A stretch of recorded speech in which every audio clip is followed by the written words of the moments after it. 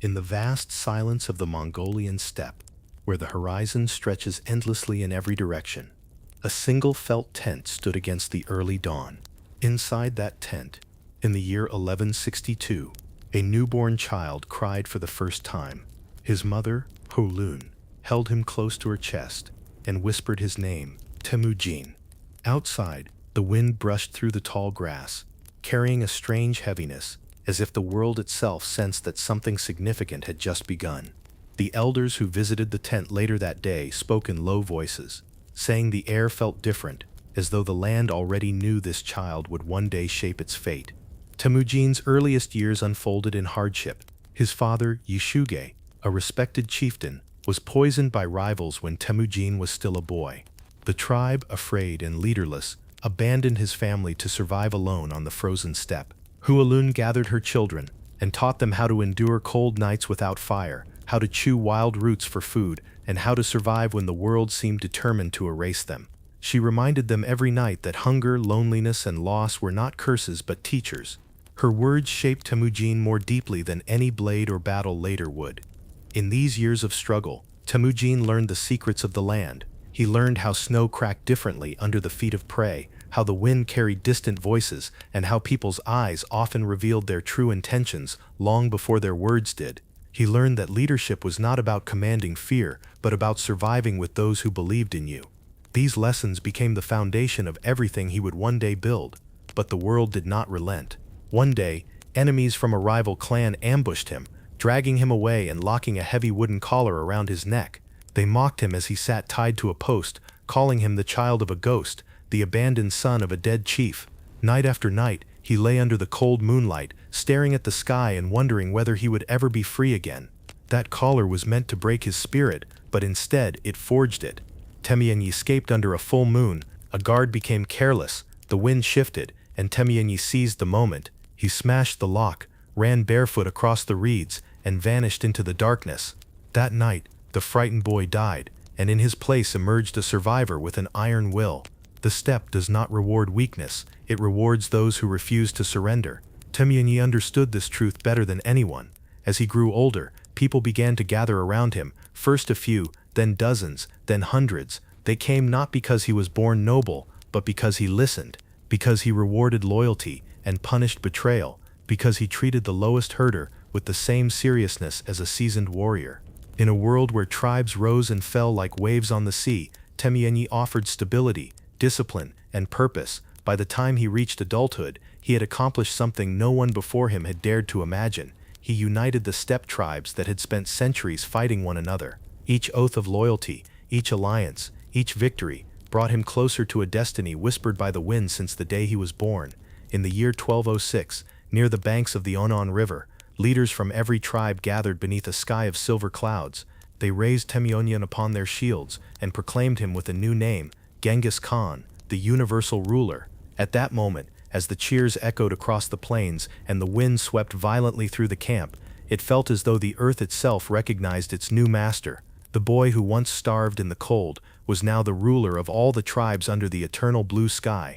And with his rise, the world exhaled, unaware that history had just shifted into a new age, an age shaped not by kingdoms or cities, but by the footsteps of riders and the will of a single man who believed that destiny could be forged like steel. The rise of Genghis Khan was not merely the rise of a ruler. It was the rise of a new understanding of war. For centuries, armies across Asia and Europe fought with heavy armor, rigid formations, and slow-moving infantry. They relied on fortresses, thick shields, and narrow strategies. But Genghis Khan saw warfare not as a tradition to follow, but as a problem to be solved. To him, war was not chaos. War was mathematics, movement, rhythm, and timing, and his army became the most precise instrument of war the world had ever seen. The Mongol military structure began with a simple idea: discipline through organization. 10 men formed an arban, 10 arbans made a jagun, 10 jaguns formed a mingan, and 10 mingans created a tumen, an army of 10,000. Every man knew his place as clearly as a star knows its position in the night sky.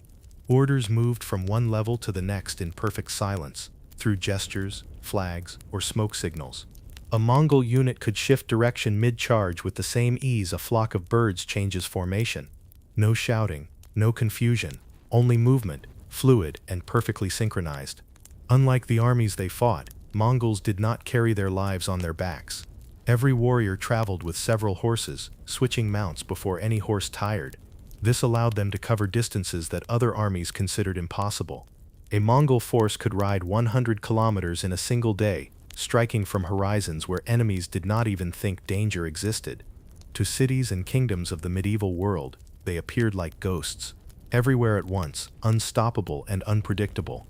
But speed was only the surface of their brilliance. The true genius lay in their adaptability. The Mongols studied every terrain they encountered. In deserts, they traveled at night and followed the stars. In mountains, they split into smaller units, disappearing into valleys only to reunite miles later as a single force. They learned siege technology from the Chinese, engineering from Persians, and navigation from Turks. Whatever knowledge they encountered, they absorbed, improved, and integrated into their system. This made them a mirror of the world they conquered, reflecting its strengths back against itself. Their training was relentless. From childhood, Mongols learned to ride before they could walk, to fire arrows from galloping horses, and to endure bitter cold and hunger without complaint.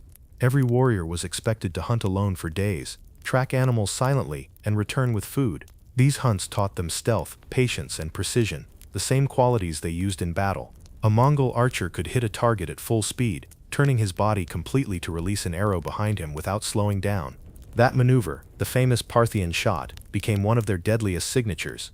Genghis Khan also understood that war was not only fought with weapons, it was fought with fear. Before attacking a city, he sent scouts to spread stories about Mongol speed and ruthlessness.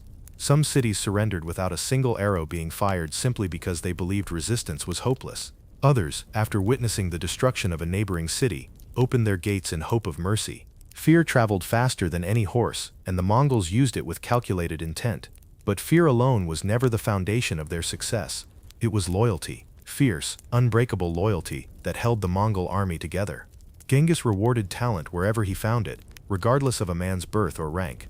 A blacksmith could become a general, a shepherd could become a commander. The only currency that mattered was merit.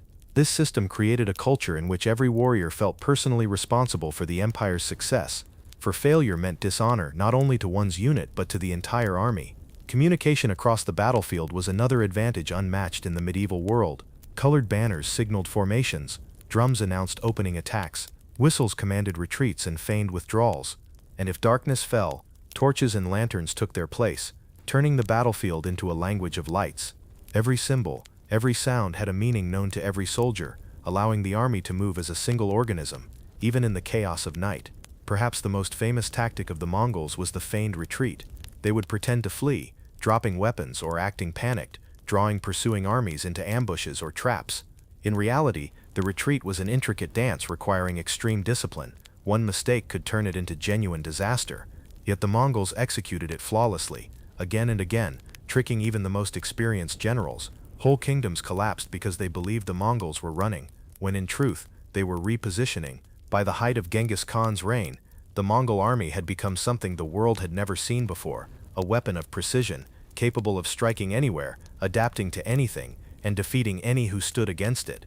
But their greatest power was not their horses, their arrows, or their discipline. It was their unity, an absolute, unshakable belief in their Khan, and in the destiny they carved beneath the eternal blue sky, a belief strong enough to move nations, and soon continents. The Mongol armies gathered with a precision that no empire had ever witnessed. Tens of thousands of riders aligned in perfect silence, their horses breathing clouds into the cold morning air. There were no drums, no trumpets, no shouts, only the calm focus of warriors who understood what was coming. This was not a campaign of conquest, it was a campaign of justice. Genghis Khan divided his forces into three massive wings. One would move north, circling through the deserts and mountains. Another would advance through the heart of Central Asia. The third would strike from the south, crossing barren lands where no army had dared to march. Together, they would close upon Khwarezm like a tightening ring of fire. The first city to face this wrath was Otrar, the place where the caravan had been murdered. The Mongols surrounded it with calm efficiency, building siege engines, digging trenches, and cutting escape routes. The defenders waited, expecting an immediate assault, but the Mongols did not attack. They simply watched. Days became weeks, and the tension in the city grew unbearable. When the assault finally began, it came with the full force of the steppe. Arrows darkened the sky, walls crumbled under relentless pressure. The defenders fought with desperation, but the outcome had been sealed the moment they chose to betray the caravan. Otrar fell, and its governor was captured alive. He was brought before Genghis Khan in chains. The Khan did not raise his voice. He did not curse or insult the man. He only looked at him with calm disappointment. The governor had not insulted the Mongols. He had insulted order itself. A punishment was carried out, and the message was clear. Justice may be slow, but it never forgets. After Otrar, the Mongol armies swept deeper into Khwarezm. Bukhara fell. Samarkand fell. Each city believed it could withstand the storm, but they underestimated how thoroughly the Mongols had studied them. Scouts had mapped every gate, every road, every water source. When the attacks came, they unfolded with mathematical precision. In Bukhara, Genghis Khan entered the great mosque where the defenders had taken shelter. The people waited in terror, expecting a tyrant. Instead, he stood before them and said, "If you had not sinned against me, God would not have sent me as your punishment." He did not shout. He did not threaten. His voice was steady, like a man explaining an inevitable truth. That moment became a legend, carried not by fear, but by astonishment. Samarkand resisted longer. Its walls were high, its soldiers disciplined, and its pride unshakable. But the Mongols had come prepared. They used siege towers, catapults, and complex formations learned from Chinese engineers. When the city finally surrendered, it was not out of fear, but exhaustion, because no matter how brave the defenders were, the Mongols never broke formation. They did not tire. They did not falter. They simply advanced, like a tide that obeyed no earthly command. The Khwarezmian Shah fled westward, abandoning his people in hopes of saving himself. But the Mongols had anticipated even this. Genghis Khan sent two of his greatest generals, Jebe and Subutai, on a mission unlike anything in history, to chase the Shah across mountains, deserts, and foreign kingdoms until he was found. This pursuit stretched thousands of kilometers, crossing frozen borders, harsh steppes, and lands the Mongols had never seen. The Shah died alone on an island in the Caspian Sea. No kingdom, no ally, no soldier remained to protect him. Jebe and Subutai had not even needed to end his life. His fear had done it for them. But their mission did not end there. Instead of returning home, the two generals turned north and west. Their new objective was simple: explore the unknown world, test foreign armies, and map the lands beyond the Mongol horizon. Their journey would become one of the most extraordinary expeditions in military history. They crossed the Caucasus Mountains, defeating tribes that had never heard the name Genghis Khan before. They moved into the plains of Eastern Europe, striking against Russian princes who believed the newcomers were nothing more than nomadic raiders. But once battle began, the Russians realized their mistake. Their heavy infantry could not catch the Mongol riders. Their formations could not adapt to hit-and-run tactics. Their generals could not comprehend how quickly the Mongols changed direction. One by one, the cities fell. Ryazan burned. Vladimir collapsed. Kiev, once a great center of Eastern Europe, was reduced to ruins, its churches shattered, its walls torn open, its people scattered. The Mongols left behind not just destruction, but an echo, an understanding that a new force had arrived, one that followed neither the rules nor the limitations of the old world. By the time Jebe and Subutai reached the plains near Hungary, Europe finally understood the scale of what was coming. But before the invasion could continue, orders arrived from the east. Genghis Khan had died. Every Mongol noble was required to return for the election of the next great Khan. So the greatest momentum the Mongols had ever built stopped in an instant, not from defeat, but from obligation. Duty, in their world, outweighed conquest. Europe survived not because it resisted, but because the Mongols chose to turn back. Long before the Mongols conquered half the world, Genghis Khan understood that an empire is not built on strength alone. It is built on information. A sword can win a battle, but intelligence wins continents.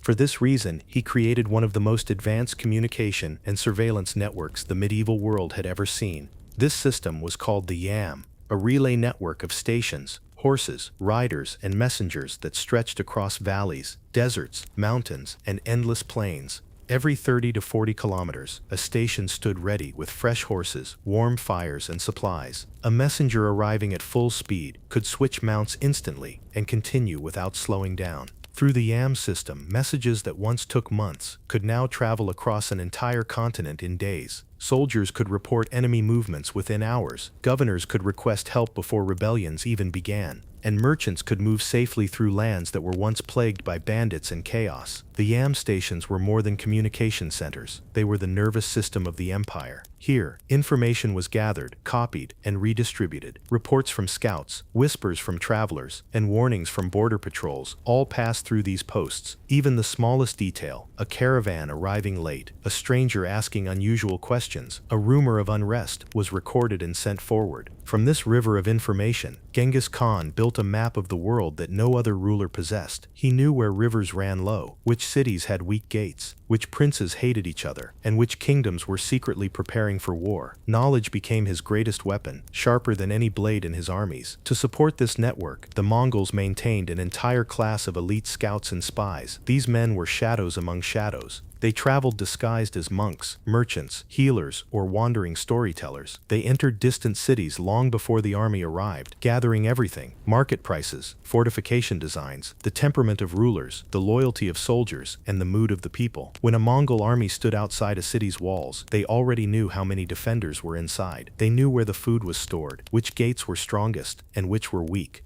They knew which nobles secretly hated their ruler and could be bribed. They knew which districts would panic first and which would fight to the death. Every siege began with knowledge, not arrows. But intelligence alone could not hold an empire together. For that, Genghis Khan needed law, clear, uncompromising, and fair. So he created the Yasa, a legal code designed not to control people, but to unify them. The Yasa outlawed theft, adultery, and betrayal. It protected envoys, merchants, and the vulnerable. It demanded absolute loyalty in war, but fairness in peace. Even Genghis Khan's own family was not exempt from these rules. If a prince disobeyed the Yasa, he was punished like any common soldier. The Yasa also structured society in ways that encouraged discipline. Hunting was regulated, taxes were organized, religious freedoms were guaranteed. Every faith, Buddhist, Christian, Muslim, shamanic, was allowed to worship freely under Mongol rule. To the Khan, unity did not come from forcing one belief upon all, but from allowing every belief to exist under one sky. This combination of law, communication, and intelligence created a stability unknown in many parts of the medieval world. Trade flourished, caravans traveled farther than ever before, scholars, artisans, and thinkers moved between cities exchanging ideas and knowledge. The world became smaller, more connected, and more predictable. The Mongol Empire, though often remembered for its battles, was equally a marvel of administration. It functioned like a vast machine, swift, adaptive, and aware of every breath taken under its domain. And at the center of this machine stood a ruler who valued order above chaos, clarity above confusion, and knowledge above ignorance. Under the eternal blue sky, the Mongols did not merely conquer the world, they organized it. When Genghis Khan died in 1227, the world did not know it yet, but an era was ending. His death was kept secret for months, concealed even from parts of his own army. The Mongols believed that the great Khan's passing could disrupt the balance of the empire, and until a successor was chosen, unity had to be protected. So the riders continued to march, generals continued to command, and the world continued to tremble before an empire that seemed unstoppable. But every empire, no matter how vast, must eventually face the truth that time spares no one. After Genghis Khan's death, the Mongols did not collapse. Instead, they expanded even further. Under Ogedei, they pushed deep into Europe, reaching as far as Poland, Hungary, and the edges of Vienna. Under Menka, they strengthened their hold over Persia and China. Under Kublai Khan, they created the Yuan dynasty and ruled China itself. For a moment in history, it seemed as if the entire world truly could have fallen under one single sky. Yet even at the height of their power, the Mongols faced the same quiet enemy that destroys all empires: distance. The empire had grown too large, stretching from the shores of the Pacific Ocean to the plains of Hungary. Communication became difficult, even with the Yam system. Local rulers grew independent. Generals gained too much influence. The unity that Genghis Khan had forged through discipline and hardship began to soften in the hands of heirs who did not share the same fire. Different branches of the family argued over succession. Alliances shifted. Promises were broken. The empire fractured into several khanates, each still powerful, but no longer part of a single unbreakable whole. The Golden Horde ruled the steppes of Russia. The Ilkhanate governed Persia. The Chagatai Khanate controlled Central Asia, and the Yuan dynasty ruled China. Together they still shaped the world, but separately, they lost the unity that had once made them invincible. Over time, the Mongol identity blended with the cultures they had conquered. In Persia, they became patrons of art and science. In China, they became emperors and administrators. In Russia, they influenced military structure and political systems for centuries. The nomads of the steppes slowly became part of the civilizations they once ruled. The storm that had once crossed continents now dissolved into the cultures it had touched. But the legacy of the Mongols never disappeared. They reshaped trade routes, making the Silk Road safe and prosperous. They introduced systems of communication and administration that influenced nations long after the empire fell. They brought different religions into contact. They spread technologies across continents: gunpowder, papermaking, printing, medical knowledge, astronomical tools. Ideas moved across the world faster than ever before, carried by the same wind that had once guided their armies. And above all, the Mongols changed the way the world understood power. Their empire proved that strength alone was not enough. To rule, one needed discipline, information, adaptability, and unity. They showed that a small group of determined people, living in the harshest environments, could rise to shape the fate of nations. They taught the world that borders were temporary, but willpower was eternal. In time, the great Khanatates faded, their banners lowered, their riders gone. The thunder of hooves that once shook the earth became only a memory whispered by the wind. The vast empire fragmented into legends, stories, and ruins scattered across Asia. But if you stand on the steppe today, beneath the same endless sky, and listen carefully, you may still hear something faint, a distant echo, a remnant of the storm, the sound of hooves carried by the wind, reminding the world of a people who once rode beyond the limits of imagination. The Mongol Empire is gone, but its shadow remains, stretching across history, across cultures, across the very shape of the modern world.